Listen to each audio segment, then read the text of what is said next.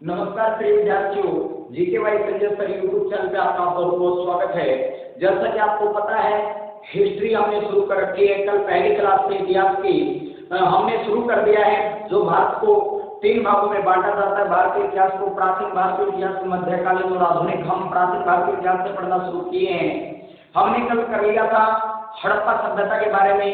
हड़प्पा सभ्यता क्या है, प्रथम जानकारी किसने की, किसने देखी गई और उत्खनन करता प्रथम कौन थे, किस फसल की खुदाई हुई, पूर्वी छोर, पश्चिमी छोर, दक्षिणी और उत्तरी छोर कहाँ पड़ते हैं, ये सब कुछ हमने कल के क्लास में कर लिया था।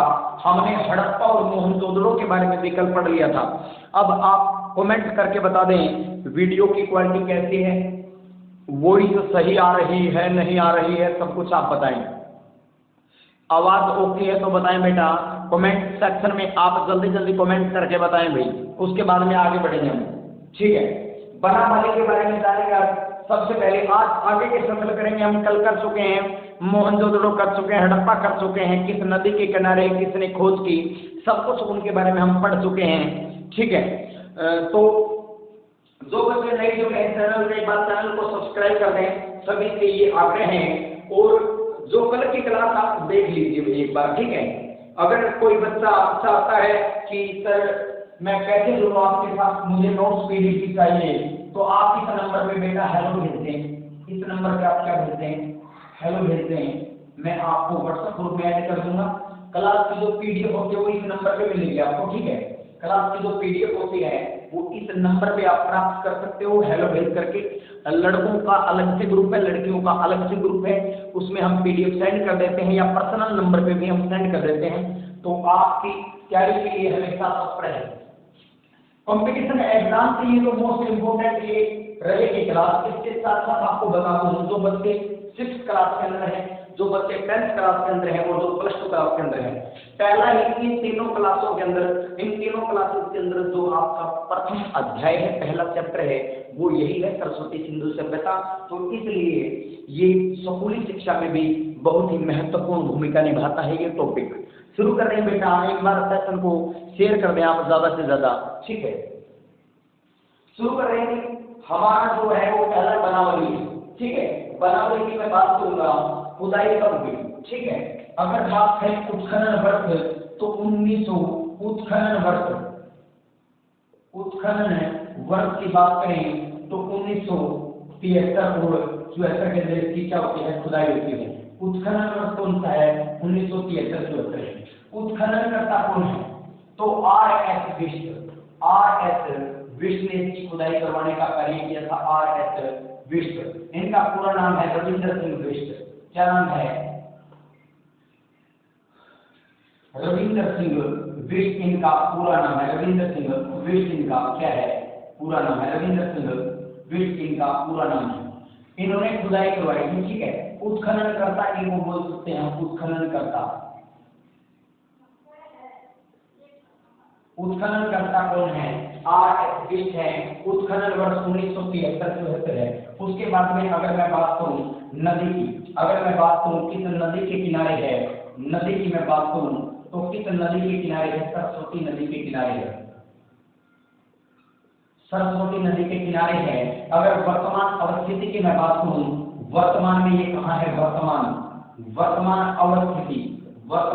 अवस्थिति की मैं बात करूं तो ये कहां पर पड़ता है आपका, फतेहाबाद।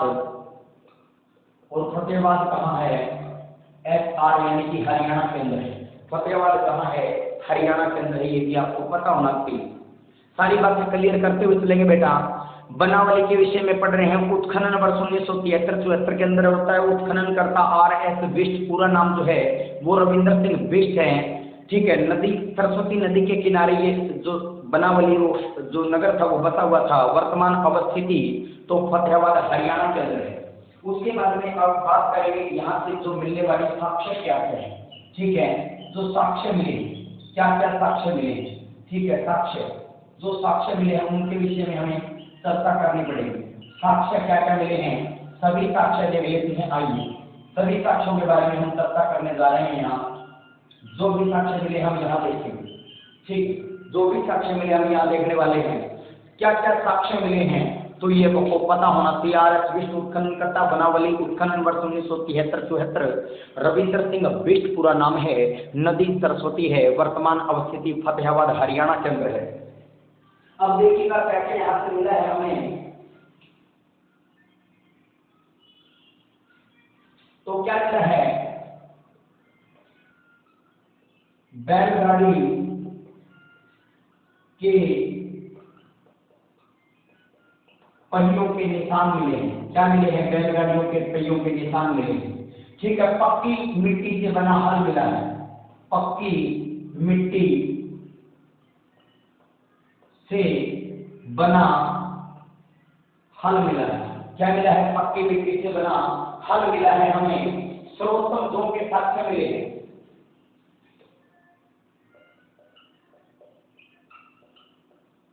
सर्वोत्तम जों के साक्ष्य हमें मिले हैं, सर्वोत्तम जों के साक्ष्य हमें मिले हैं यहाँ पे। और अगर मैं बात करूं तो नालियों का अभाव यहाँ पर देखने को मिला है। क्या देखने को मिला है, नालियों का अभाव, नालियों का अभाव,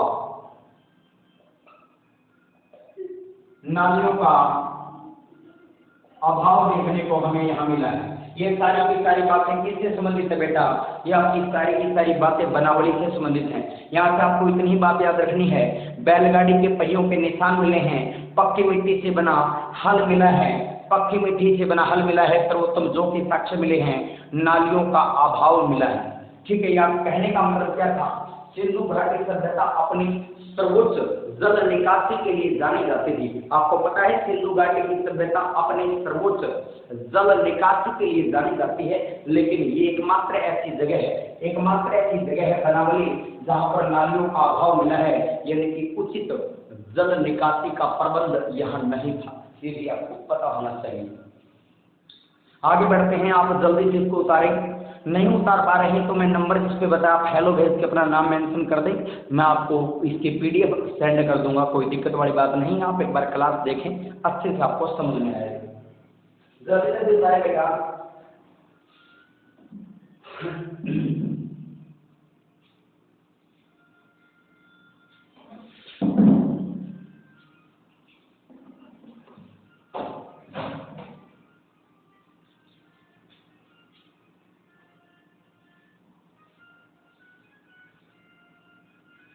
अगर आपने उतार लिया हो तो आगे बढ़े। एक बार भाई वीडियो जो लाइव बच्चे जुड़े हुए हैं कमेंट करते रहें, कैसे हो आप, ठीक है।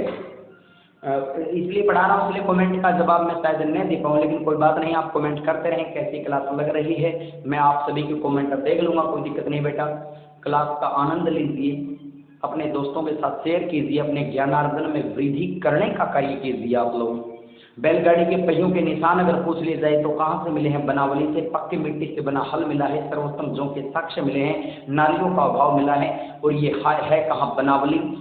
किसने खुदाई करवाई थी, RS बिष्ट ने, पूरा नाम RS बिष्ट का रविंद्र सिंह बिष्ट है, और उत्खनन वर्ष 1973 है। नदी सरस्वती नदी के किनारे ये नगर था, और वर्तमान अवस्थिति फतेहाबाद हरियाणा के अंदर ये है।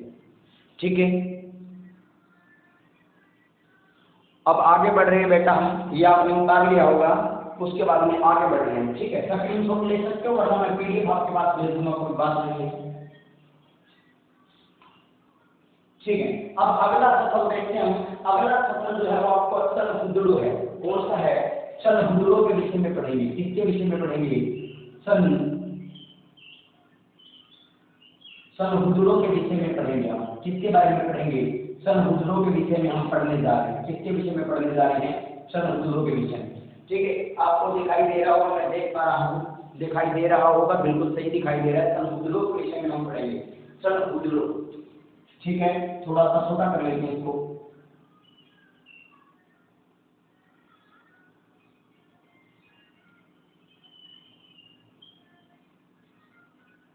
ठीक है, चल हुदड़ो के बारे में हम पढ़ने जा रहे हैं। मैंने चल हुदड़ो को ये कर दिया कवर पे, अब इसके बारे में हम पढ़ेंगे। दिखाई दे रहा है आपको, बिल्कुल ठीक है। बच्चे भी एक बार शेयर कर दें, आप बहुत कम बच्चे लाइव हैं आज, ये अच्छा नहीं लग रहा। कल वाली वीडियो आप बच्चों का प्यार रहा बेटा, सुपर डुपर हिट रही हमारे YouTube जो चैनल है उसके ऊपर। अब तक मेरे ख्याल से 250 प्लस व्यूज़ उस पर आ चुके हैं, बहुत ज़्यादा प्रेम दिया है। इसीलिए मैंने सोचा इस सीरीज को जारी रखा जाए। ठीक है, लगातार आपको क्लासेस प्रोवाइड करवा जाए, एक श्रृंखला एक एपिसोड के तहत क्लास में दी जाए। इसी टॉपिक को मैंने आगे बढ़ाया है। चलो हुजूरों की बात कर लेते बेटा। अगर बात करें तो ये कहाँ है, ठीक है, इसकी जो खुदाई करवाई सारी बातें देखेंगे। देखिए सबसे पहले है उत्खनन। उत्खनन कर्ता, उत्खनन कर्ता कौन है? उत्खनन कर्ता, उत्खनन कर्ता कौन है? गोपाल मजूमदार। कौन है? गोपाल मजूमदार। उत्खनन कर्ता कौन है? गोपाल मजूमदार है। ठीक है, उसके बाद में उत्खनन जो वर्ष है, उत्खनन वर्ष, क्या उत्खनन वर्ष में ये मार्कर थोड़ी दिक्कत हो रही है मार्कर के अंदर। उत्खनन वर्ष, उत्खनन वर्ष कौन सा था? उत्खनन वर्ष था आपका 1931। 1931 की बात है, उत्खनन वर्ष 1931 रहा। उत्खनन करता गोपाल मजूमदार रहा। उसके बाद में अगले पॉइंट जो नदी रही, नदी की मैं बात करूं तो किस नदी के किनारे? तो सिंधु नदी के किनारे, सिंधु नदी के किनारे ये जो हुजूरों को पड़ता है। अवस्थिति की मैं बात कर लेता हूं। अवस्थिति, अवस्थिति कहाँ है वर्तमान में, कहाँ अवस्थित है? तो कहाँ है वर्तमान में अवस्थिति की मैं बात करूं तो ये कहाँ है? सिंध प्रांत है, पंजाब का सिंध प्रांत है। कहाँ पड़ता है? पाकिस्तान, पाकिस्तान। ये आपको पता होना चाहिए। इतनी बात क्लियर है, क्लियर है तो आगे बढ़ेंगे। ठीक है, देखो 1931 में उत्खनन वर्ष,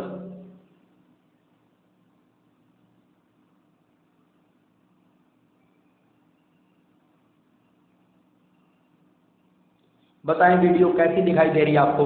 कोशिश कर रहा हूं मैं आपको बहुत ही एचडी क्वालिटी की वीडियो प्रोवाइड करवाई जाए, अच्छा लगे आपको, पढ़ते हुए मजा आए। ठीक है, मेरी आवाज क्लियर? क्योंकि वो कहते हैं ना, है अंधेरी रात पर दीपक जलाना कब मना है। न हो कभी तो पाँव से पेट ढक लेंगे। हमारे पास तो संसाधनों का अभाव है, लेकिन बेटा अगर लक्ष्य के प्रति हम अग्रसित हो रहे हैं, मन के अंदर लक्ष्य बनाने के लिए आपको टारगेट अचीव करना ही करना है, तो आप पीछे नहीं हटते, फिर आप पीछे नहीं देखते। न परिस्थितियां आपको तंग कर सकती, कोई भी आगे नहीं आ सकता, इसलिए मेहनत करते रहिए बेटा। पाकिस्तान है, ठीक है, पाकिस्तान, पाकिस्तान। अब अगली बात देखिए, वर्तमान अवस्थिति इसकी कहाँ है? सिंध पाकिस्तान के अंदर, नदी सिंधु नदी के किनारे बिल्कुल ही। उत्खनन वर्ष 1931, उत्खनन करता गोपाल मजूमदार। उसके बाद में आगे देखते हैं साक्ष्य क्या क्या मिलेंगे यहाँ। ठीक है, क्या क्या साक्ष्य मिले हैं बता दीजिए, क्या क्या मिले हैं? तो मैं बात करता हूँ यहाँ पर साक्ष्य की। किसकी बात कर लेता हूँ? साक्ष्य की। किसकी बातें कर लेता हूँ मैं? साक्ष्य। क्या के यहाँ से साक्ष्य प्राप्त हुई, क्या के यहाँ से साक्ष्य मिले, सारे के सारे यहाँ पर हम नोट कर लेंगे, अभी नोट कर लेंगे। ठीक है, अभी जितने भी साक्ष्य मिले हैं यहाँ हम उसको अंडरलाइन करते हुए चलेंगे। सबसे पहला जो साक्ष्य है, अलंकृत हाथी मिला है। क्या मिला है? मार्कर में दिक्कत आ चुकी है भाई, कोई बात नहीं। अलंकृत हाथी मिला है यहाँ से। क्या मिला है? अलंकृत हाथी मिला है। उसके बाद में कुत्ते भी मिले, कुत्ते,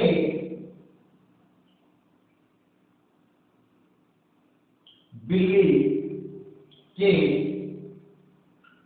पद चिन्ह मिले हैं यहाँ से, पद चिन्ह। ठीक है, पद चिन्ह मिले हैं। क्या मिले हैं? कुत्ते बिल्ली के पद चिन्ह मिले। कहने का मतलब बिल्ली भाग रही थी भाई, ठीक है, चूहा लेकर के। तो कुत्ता और बिल्ली का तो बैर होता ही है। आपने हरियाणवी में सुना होगा, बहन का बैर कुत्ता बिल्ली वाला बैर है ना। जब बहन भाई आपस में लड़ते हैं किसी चीज को लेकर के, छोटे थे जब आप भी लड़े होगे, और छोटे बच्चे भी हमारे साथ जुड़े हुए हैं, वो लड़ते हैं आज भी, बड़े हो तो भी लड़ते हैं। तो कहते हैं ना कुत्ता बिल्ली वाला बैर है भाई इनका। तो कुत्ता बिल्ली का बैर होना, यानी लड़ाई होना आपस में। तो कुत्ता बिल्ली, बिल्ली दौड़ रही थी, उसके पीछे कुत्ता दौड़ रहा था। उसके जो निशान मिले हैं पाँव के, बिल्ली के पीछे कुत्ते के दौड़ते हुए निशान जो मिले हैं वो कहाँ से मिले हैं? चल घुटनों से मिले हैं, अलंकृत हाथ मिला है। ठीक है, एकमात्र सफल है जहाँ पर क्या नहीं मिला है? दो के अक्षर। ठीक है, एकमात्र ऐसा सफल है, एकमात्र नगर, एकमात्र नगर जहाँ से जहां से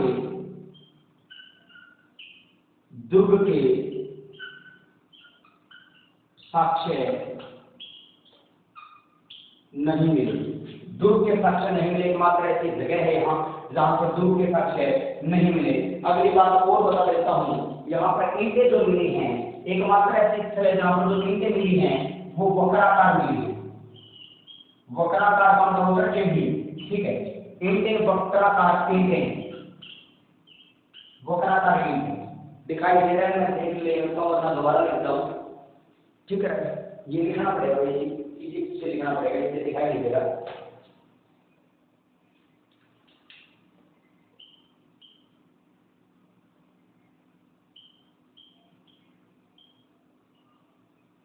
वक्राकार ईंटें मिली, क्या मिली है? वक्राकार ईंटें मिली।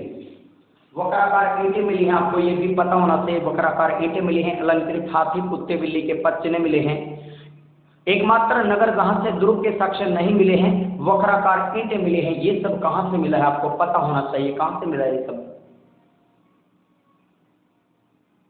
वक्राकार ईंटें कहां से मिला है? हुजलों से मिला है, ठीक है। एक क्वेश्चन पूछता हूं, सिंधु घाटी सभ्यता के लोग, अगर मैं पूछूं आपसे, तो किन किन चीजों से अपरिचित थे? ठीक है, बताओ जी, बताओ। शाबाश, बहुत अच्छा क्वेश्चन है। किन किन से अपरिचित थे? तो ये अगर बच्चे बता सकते हैं तो जरूर बताएंगे। इसका स्क्रीनशॉट ले लीजिए आप। 1931 में हुदड़ों का उत्खनन वर्ष है। नदी सिंधु है। उत्खनन करता गोपाल मजूमदार है। अवस्थिति सिंध पाकिस्तान के अंदर है। साक्ष्य अलंकृत हाथी कुत्ते बिल्ली के पच्चीन। एकमात्र नगर जहां से दुर्ग के साक्ष्य नहीं मिले। वर्गाकार ईंटें यहां से मिली हैं, टेढ़ी मेढ़ी ईंटें मिली हैं। ये सब हुदड़ों से मिला है।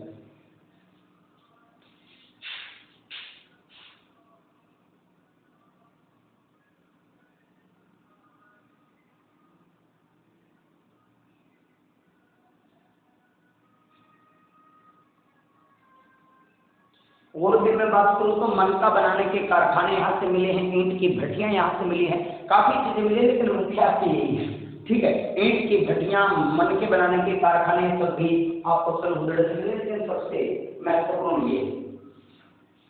आगे बढ़ते हैं, स्क्रीनशॉट ले लीजिए। मैंने क्वेश्चन आपसे पूछा है कि सिंधु घाटी सभ्यता के लोग किन से अपरिचित थे, ये क्वेश्चन है, बताइए जल्दी बताएं भाई। मैंने पूछा है आपसे, ये आप स्क्रीनशॉट ले सकते हैं, वरना मैं आपको पीडीएफ भेज दूंगा, कोई दिक्कत वाली बात नहीं है। मैंने जो क्वेश्चन पूछा, बताइए सिंधु घाटी सभ्यता के लोग किससे अपरिचित थे। आगे बढ़ने से पहले आपको ये बताना होगा,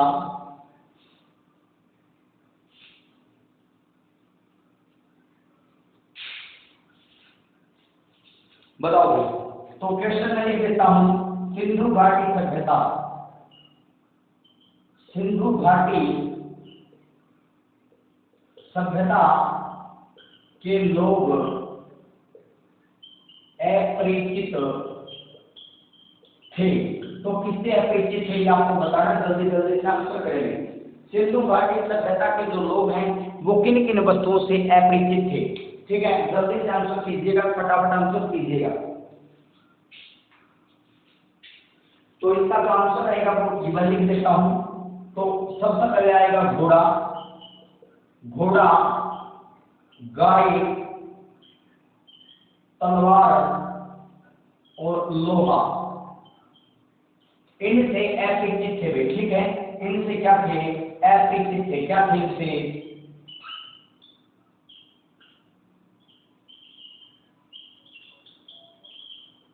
अपरिचित। क्या थे इनसे? अपरिचित। सिंधु घाटी सभ्यता के लोग अपरिचित थे। तो किन किन से अपरिचित थे? घोड़ा, गाय, तलवार, लोहा, इन सभी से क्या थे? वो अपरिचित थे, नहीं जानते थे इनके बारे में। ये भी आपको पता होना चाहिए। सिंधु घाटी सभ्यता के लोग अपरिचित थे, तो ये आंसर होगा घोड़ा, गाय, तलवार, लोहा। ये आपका आंसर होगा भाई। आगे देखते हैं भाई, अगले जो सिंधु घाटी सभ्यता का अगला है उसकी ओर हम बढ़ेंगे। ये थोड़ी वीडियो में प्रॉब्लम आ रही है, मैं देख पा रहा हूँ, आप विद्यार्थी भी देख पा रहे होंगे ना।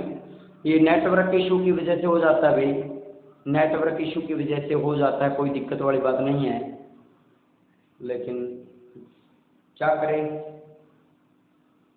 प्रॉब्लम है तो उसको। तो शुरू कर रहे हैं भाई। आगे हम अगला जो है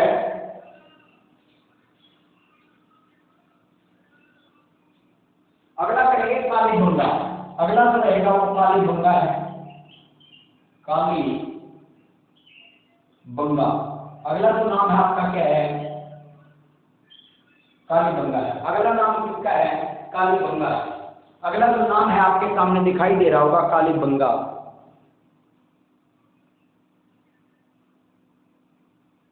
कालीबंगा के विषय में पढ़ने जा रहे हैं।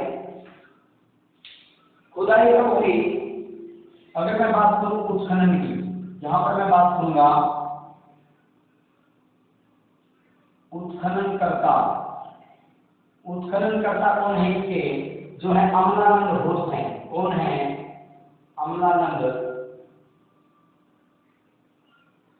घोष है। अमलानंद घोष इसके क्या है, उत्खनन करता है। ये बात अगर देखी जाए तो अमलानंद घोष है। ठीक है, उत्खनन की मैं बात करूं, उत्खनन वर्ष जो है वो 1953 है। उत्खनन वर्ष कब है, 1953 है। उत्खनन वर्ष कब है, 1953 है। आपको दिखाई दे रहा होगा भाई, अमलानंद घोष उत्खनन करता। उत्खनन वर्ष 1953 में इसकी खुदाई करवाई गई थी। अब बात करते हैं ये है कहाँ। ठीक है भाई, अगर पूछ लिया जाए आपसे नदी, क्या पूछ लिया जाए आपसे, नदी पूछ ली जाए तो किस नदी के किनारे, ये मैं दोबारा लिखता हूं, अगर आपसे नदी पूछी जाए तो किस नदी के किनारे है, घग्गर नदी। घग्गर नदी के किनारे अवस्थित है। वर्तमान अवस्थिति, तो अवस्थिति की मैं बात करूंगा, अवस्थिति, अवस्थिति कहाँ है इसकी वर्तमान में, तो है हनुमानगढ़। हनुमानगढ़, हनुमानगढ़ कहाँ पड़ता है, राजस्थान। अवस्थिति कहाँ है, अवस्थिति हनुमानगढ़, हनुमानगढ़ बोले तो राजस्थान के अंदर। ठीक है, ये सारी बातें आपको पता होना चाहिए। अमलानंद घोष उत्खनन करता, कालीबंगा पढ़ रहे हैं, नदी घग्गर, उत्खनन वर्ष 1953, अवस्थिति हनुमानगढ़, राजस्थान। ठीक है, ये सब हम पढ़ रहे हैं भाई। बहुत अच्छी क्लास आपकी चल रही है, बहुत अच्छे विद्यार्थी हमारे साथ लाइव जुड़े हुए हैं बेटा। सेशन को जल्दी से जल्दी शेयर कर दीजिएगा, ज़्यादा से ज़्यादा शेयर कर दीजिएगा, क्योंकि ज्ञान है वो बांटने से बढ़ता है।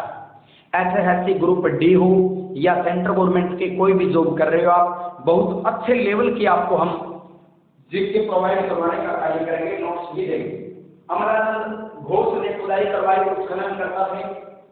1953 में खुदाई करवाई, हनुमानगढ़ घग्गर नदी के किनारे है। उसके बाद में यहाँ से साक्ष्य जो मिले हैं वो देखिए, साक्ष्य जो मिले हैं यहाँ पर मैं कर देता हूँ साक्ष्य, यहाँ लिख देता हूँ।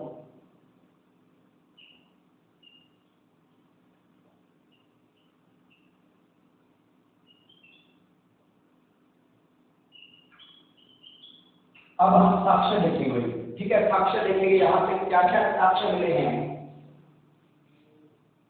देख लेते हैं। साक्ष्य, जुते हुए खेत मिले, क्या मिले हैं साक्ष्य की मैं बात करूं तो जुते हुए खेत मिले हैं, जुते हुए खेत मिले हैं। उसके बाद में युगल खेती मिली है। युगल खेती का मतलब क्या होता है बेटा, एक साथ एक से ज्यादा फसलों को उगाना, एक साथ एक से ज्यादा फसलों को उगाना युगल खेती बोलते हैं। लकड़ी की नाली मिली है,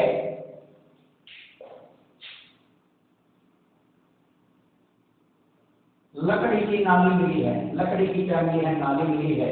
और इसके बाद अलंकृत ईंट मिली है, क्या मिली है, अलंकृत ईंट मिली है, अलंकृत ईंट भी मिली है। ये सारी चीजें कहाँ से मिली है, कालीबंगा से मिली है। क्या क्या मिला है, ध्यान से देख लीजिएगा। उत्खनन वर्ष पूछ ले तो 1953, उत्खनन करता, खुदाई करता कौन थे, अमलानंद घोष थे। उत्खनन वर्ष 1953 है। अवस्थिति पूछ ली जाए, ये कहाँ पड़ता है, कालीबंगा, हनुमानगढ़, राजस्थान। नदी घग्गर, साक्ष्य जुते हुए खेत, युगल खेती, लकड़ी के नाले, अलंकृत ईंट। काले रंग की चूड़ियां भी कहाँ से मिली, अगर आपसे पूछ लिया जाए काले रंग की चूड़ियां, ठीक है, काले रंग की चूड़ियां, काले रंग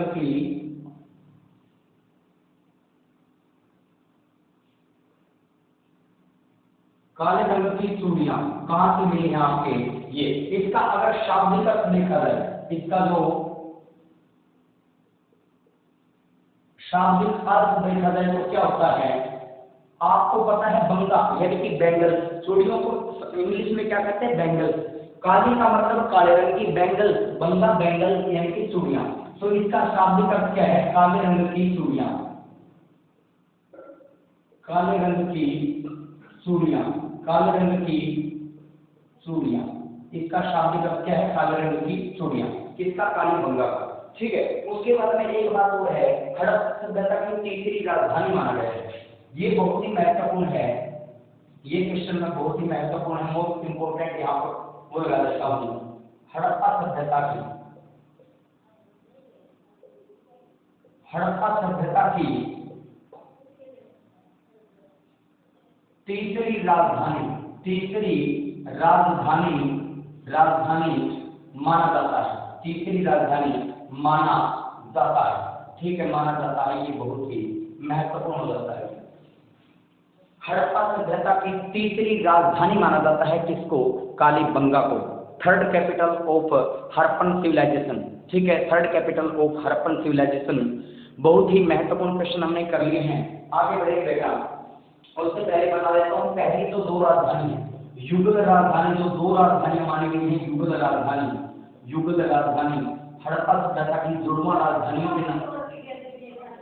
तो एक है आपकी हड़प्पा, प्लस में मोहनजोदड़ो, मोहनजोदड़ो। इनको क्या बोला जाता है? जुड़वा राजधानियां, जुड़वा राजधानी। यानी कि पहली तो राजधानी कौन सी है? युगल राजधानी। कौन कौन सी है? हड़प्पा प्लस में मोहनजोदड़ो, जुड़वा राजधानी हड़प्पा सभ्यता की। ठीक है, ये आपको बात बहुत महत्वपूर्ण थी। आप एक बार क्या कर लें, स्क्रीनशॉट ले लें, फिर आगे बढ़ते हैं।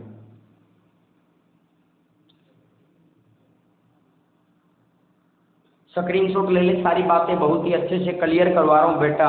हरियाणा के अंदर मैं ये तो नहीं कहता बहुत बढ़िया टीचर हैं हम, लेकिन कोशिश कर रहे हैं आपकी तैयारी को और बेटर से बेटर बनाने के। ठीक, बहुत बढ़िया तैयारी हो आपकी।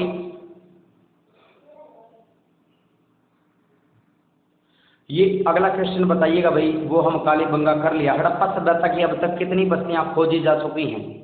बहुत ही महत्वपूर्ण प्रश्न है। अब तक कितने नगर खोजे जा चुके हैं हड़प्पा सभ्यता में? आपको पता होगा विश्व की प्रथम नगरीय सभ्यता थी हड़प्पा सभ्यता। ठीक है, सबसे पहले तो क्या पॉइंट ध्यान रखना है, विश्व की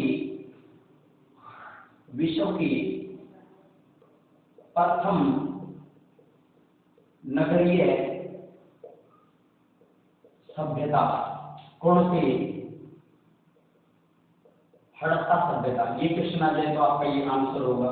उसके बाद में अगर मैं बात करूं बस्तियों की, ठीक है, कुल बस्तियां,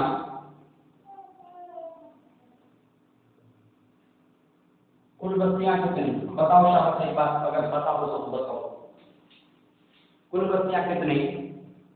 जो कुल बस्तियां हैं वो आपकी जो टोटल बस्तियां हैं वो 1400 बस्तियां खोजी जा चुकी हैं, 1400।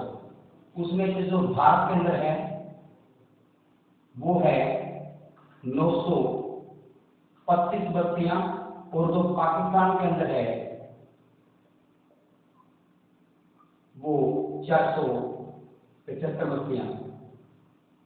ठीक है, पाकिस्तान के अंदर कितनी है और भारत के अंदर कितनी है, टोटल कितनी होगी आपकी? ये इतनी होगी। ठीक है, ये आपको पता होना चाहिए।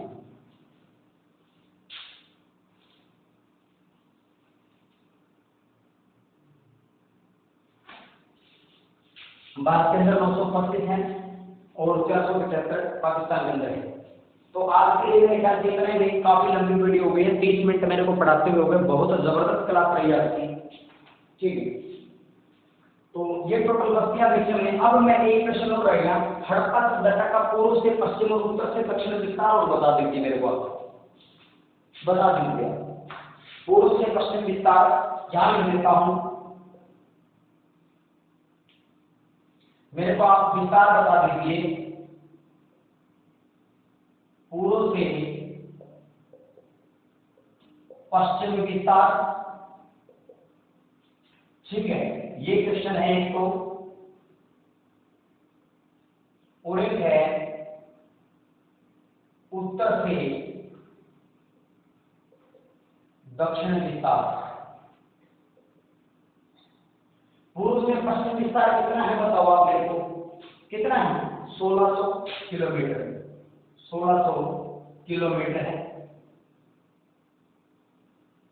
और जो उत्तर से दक्षिण है वो 1400 किलोमीटर है।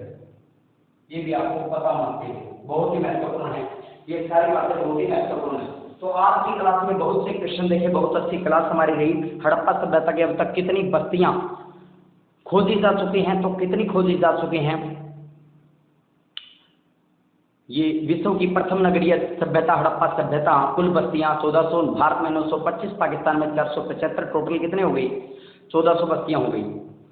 पूर्व से पश्चिम विस्तार, ठीक है, पूर्व से पश्चिम विस्तार ये मैंने यहाँ ले लिया, पूर्व से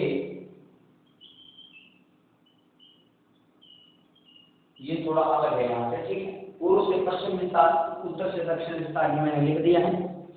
तो आशा करता हूँ बच्चों सेशन आपको बहुत पसंद आया होगा। अपने मित्रों को भी बताएं कि बहुत अच्छी क्लास चल रही है जीके की, GK by Sanjay sir YouTube channel पर। चैनल को सब्सक्राइब कर लें। कमेंट सेक्शन में आप जरूर बताएं वीडियो आपको कैसी लगी, क्लास आपकी कैसी रही, कैसा सेशन रहा। पीडीएफ आपको मैं भेज देता हूँ, ठीक है, इस नंबर के ऊपर आपको मैं पीडीएफ भेज दूंगा, कोई टेंशन लेने वाली बात नहीं है। 9997286432 इस पे आपको पीडीएफ मिल जाएगी, ठीक है, कोई टेंशन लेने की बात नहीं है। आपको पीडीएफ नोट सब कुछ यहाँ पर मिल जाएगा आपको, ठीक है, पीडीएफ यहाँ से आप प्राप्त कर सकते हो, कोई दिक्कत वाली बात नहीं। तो इन्हीं शब्दों के साथ आगे हम कल इसके जो शब्द बच गए वो उनको पढ़ेंगे। जैसे कि अगर मैं बात करूँ लोथल की, ठीक है, लोथल के बारे में पढ़ेंगे, धोलावीरा के बारे में पढ़ेंगे, राखीगढ़ी के बारे में पढ़ेंगे, कुनाड़ के बारे में पढ़ेंगे। जो भी सफल बचे हुए हैं वो हम कल करने की कोशिश करेंगे। बहुत से सफल लगे रहते हैं, एक एक करके सारे सफल मैं करवाऊंगा बेटा आपको, बिल्कुल बारीकी से हिस्ट्री पढ़ेंगे हम, ठीक है, कोई भी क्वेश्चन आपका छूटेगा नहीं। इन्हीं शब्दों के साथ जय हिंद, जय भारत, शुभ रात्रि। पढ़ते रहे, हंसते रहे, मुस्कुराते रहे। जय हिंद, जय भारत।